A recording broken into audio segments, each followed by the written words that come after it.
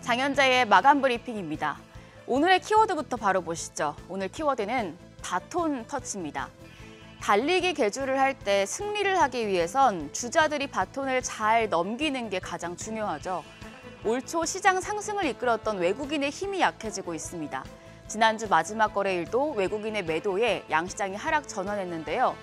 2월 시장에서 외국인이 매수 바톤을 개인에게 넘기는 모습인데 동학개미들이 외국인과 바톤 터치를 잘 할 수 있을지 주목됩니다. 전 거래일 양지수 모두 하락 마감했습니다. 코스피가 0.63% 하락하며 2,423.61포인트, 코스닥은 0.56% 떨어져서 778.88포인트에 장을 마쳤습니다. 양시장이 장 초반에 상승하다가 일제히 하락 전환된 건 외국인이 매도세를 보였기 때문이었습니다. 유가증권 시장에서 외국인이 이날 3,023억 원 매도했고요. 기관도 966억 원 매도 우위였습니다. 이 가운데 개인만 매수 우위 나타냈는데 개인은 3,638억 원 순매수했습니다. 코스닥 시장에서도 외국인과 기관이 매도세를 보였습니다. 외국인이 789억 원, 기관이 669억 원 매도 우위였고요. 반면에 개인은 1,617억 원 순매수했습니다. 이달 들어서 집 나갔던 개인 투자자들의 매수세가 다시 돌아오고 있습니다. 개인이 이달 들어서 유가증권 시장에서 총 1조 8,337억 원을 순매수했는데요. 같은 기간 외국인의 순매수 금액보다 8천억 원가량이 더 많습니다.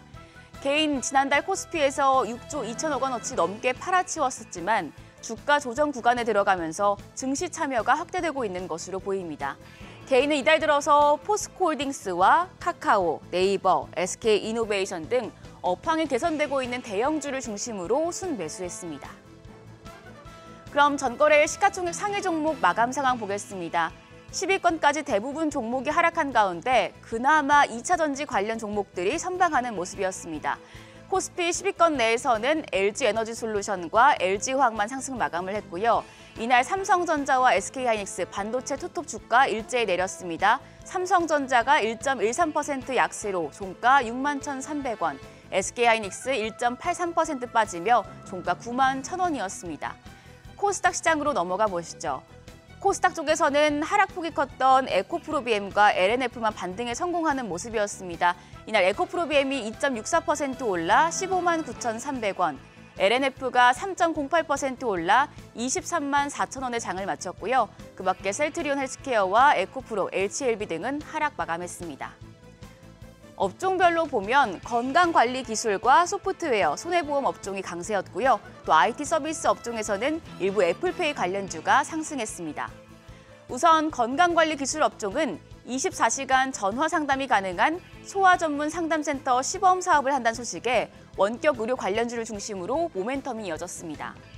소프트웨어 업종은 대통령실이 육아 재택근무 등의 내용을 담은 저출산 종합대책을 다음 달 공개한다는 소식에 재택근무 관련주를 중심으로 상승 마감했습니다. 관련주에서는 ECS가 14.1%, 소프트캠프가 10.89%, 링네트가 10.84% 급등을 했고요.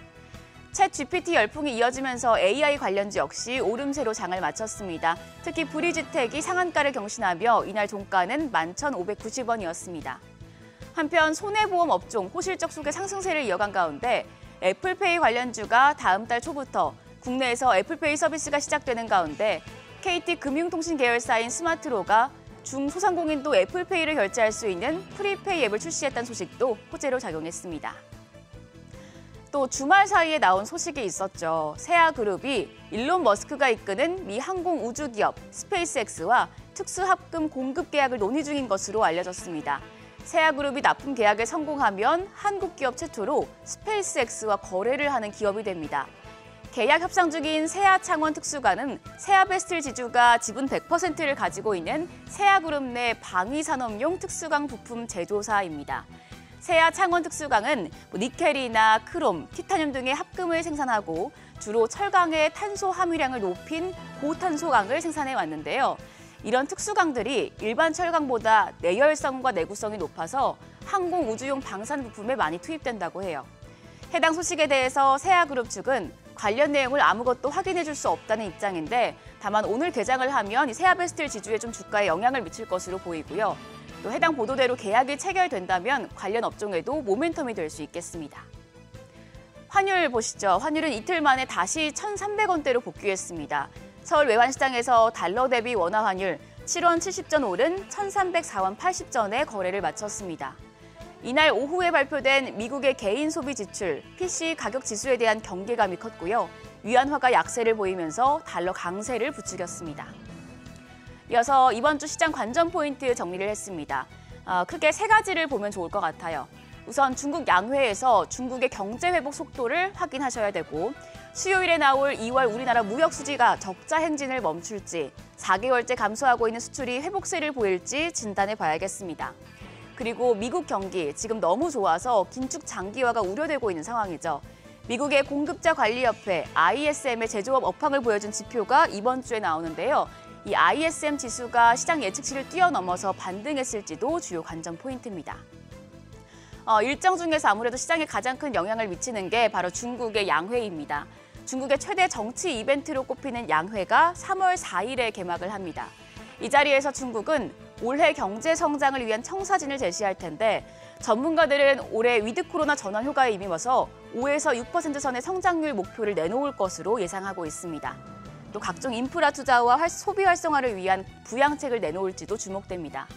시장에선 이번 양회를 계기로 중국이 대규모 경기 부양책을 쏟아내며 소비가 살아날 것이란 기대감이 확산하고 있는데요. 철강과 화학주 그리고 화장품 업종 등을 체크하시고요. 오늘 세계 최대 모바일 전시회죠. MWC가 개막을 합니다. 160개국 2천여 개 기업이 참가하면서 국내 기업들 중에서는 삼성전자와 SK텔레콤, KT를 비롯해서 130여 개의 기업이 참여를 합니다. 올해 주제는 내일의 기술을 실현하는 속도인데요. 최근 화제인 챗GPT 같은 인공지능 등 우리 삶에 빠르고 파고들고 있는 첨단 기술을 확인하는 자리가 되겠습니다. 여기서 융합과 AI 그리고 이산화탄소 배출을 0으로 만든 넷제로를 위한 기술들이 주목을 받을 것으로 보입니다. 그래서 핸드셋이나 6G, AI 관련주 등에 영향을 줄 수 있으니까 이 MWC 이벤트까지 참고하시면 좋겠습니다.